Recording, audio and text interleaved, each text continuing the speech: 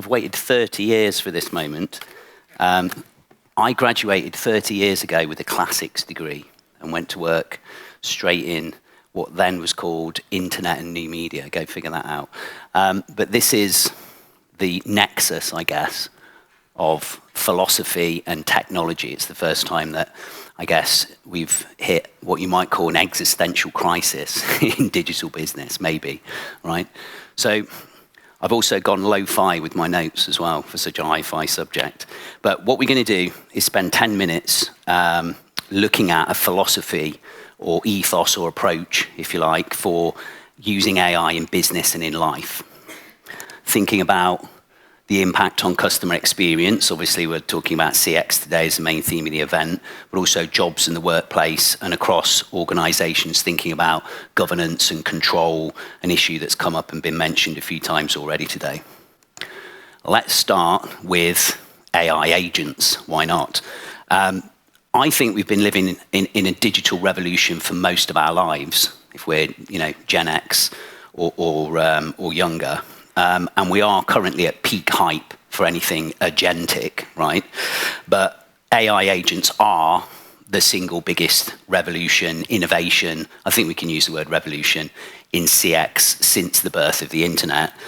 Autonomous, built to handle complex workflows, running across multiple systems, interacting with customers. Concierge is a word that's been used a few times with some great examples shown today of how that will work.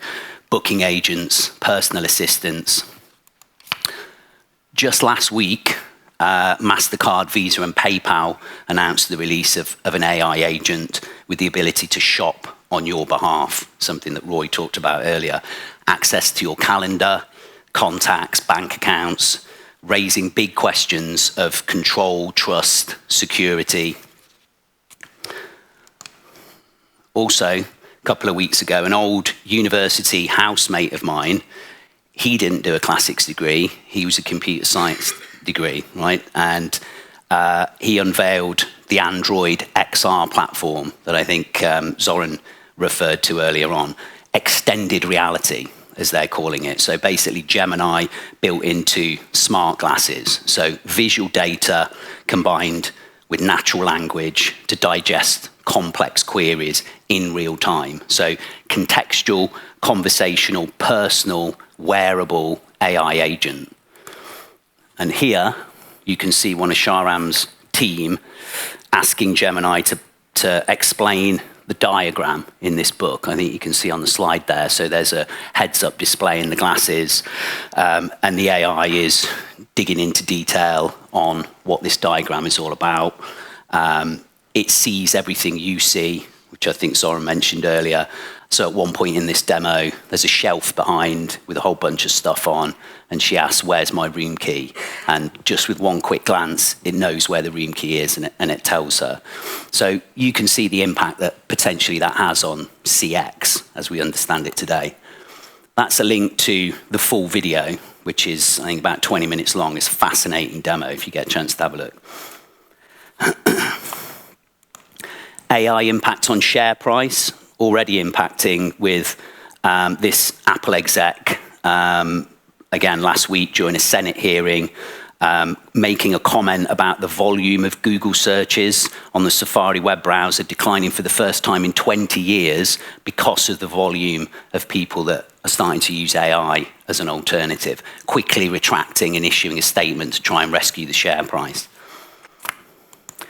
And then, of course, the big elephant in the room, right? The impact of AI on all of us in terms of the future of work. Augmenting human labor with digital labor, I think, is a relatively simple equation for a CFO who's always going to look first off, rightly or wrongly, to do more with less. And I think AI touches almost every role in every organization. So AI literacy is not an option, I don't think, for any of us. So from now on, we're probably all prompt engineers.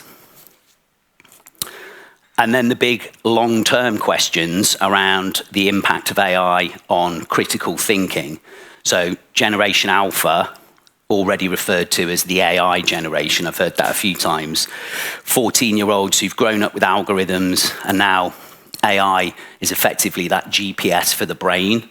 But what happens when the GPS fails? What happens if critical thinking, decision-making, leadership skills start to decline in business, in politics, in life? The ability to make conceptual leaps outside of what the data is telling us. And of course, the ability to question the data when it's wrong or misleading or just lacking in context and understanding of cultural nuance.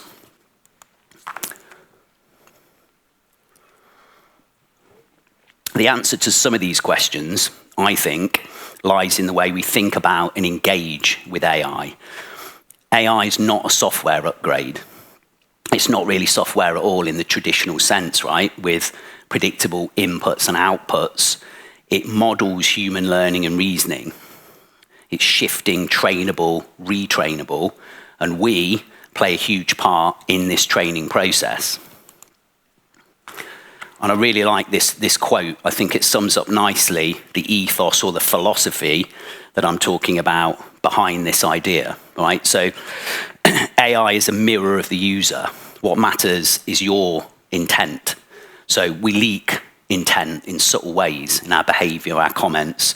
So everything you get back comes from that intent. If your intent is to take shortcuts, it will give you shortcuts. If your intention is to learn, you'll get patience and encouragement. And if you want to feel special, you can find an echo chamber. So this point, curiosity and agency are the skills right now that matter most. And the point that, it's Jenny Nicholson quote, by the way, the point that Jenny's making is that AI is not simply a tool to use, it's a two-way street or a feedback loop. Again, it's a theme that's come up a few times today already. We should approach AI as a collaboration, as an exchange of ideas, a partnership that's potentially bigger than the sum of its parts. So what I refer to as an AI system with human and machine skills at work inside that system. Integrating AI into business and life is about finding the systems where humans and machines collaborate in complementary roles. Techno-humanism, if you like. And I believe the organizations that thrive in the coming years won't just be those that deploy the most advanced AI, but those that also figure out how to effectively integrate human and machine learning, machine intelligence, how to create cohesive, collaborative systems into their processes, their thinking, and their decision-making, creating this balanced culture that embraces technology while also focusing more than ever on uniquely human attributes and values. It's about mutual learning. It's a model that centers on mutual learning. Machines analyze huge data sets in seconds, recognizing patterns and offering insights that we could never dream of being able to create, while humans bring unique skills that we've learned through decades of living with other humans.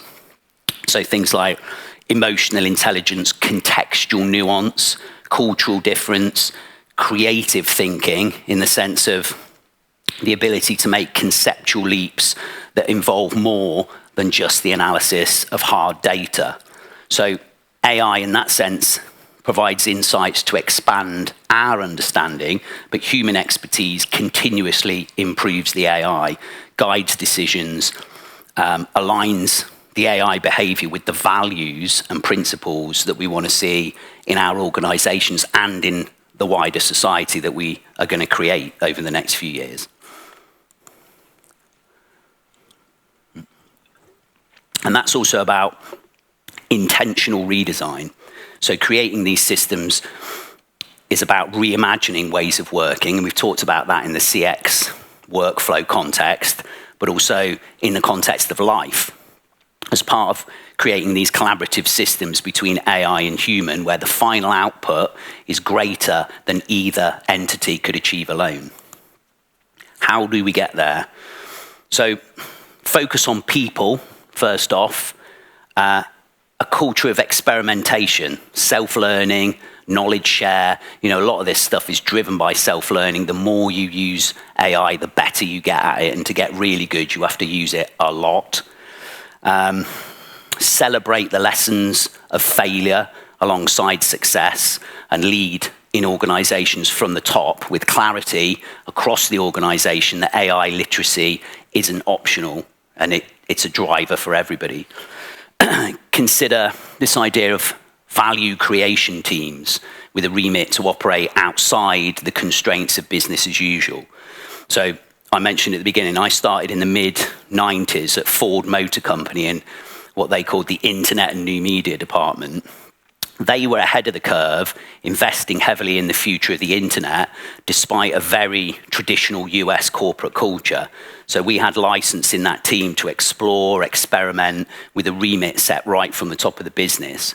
And we ran pilots, sold the first cars online, explored radical new business model ideas like doing away with the dealer network altogether. And that laid the foundations for what a decade later would become known as digital transformation. Ford used that method to accelerate their digital capability while their rivals stood still. And then, of course, the technology, which brings us to CoreMedia, whose ethos and approach, as you've heard today again and again and again, has always been about technology with the human touch and aligns with this philosophy, I think, really well. A couple of weeks ago, Real Story Group released their latest MarTech AI reference model, describing AI as a stack challenge. And here's a link to that content if you're interested, if you haven't seen that already, which you may have. And I think what they mean by that is recognizing that core MarTech environments like the DXP play a huge role in AI effectiveness moving forward. And that these enterprise-wide platforms that we're all used to working with, you've talked about 20-year relationships working with CoreMedia, well, these are the foundational tools that underpin any serious enterprise-level AI initiative.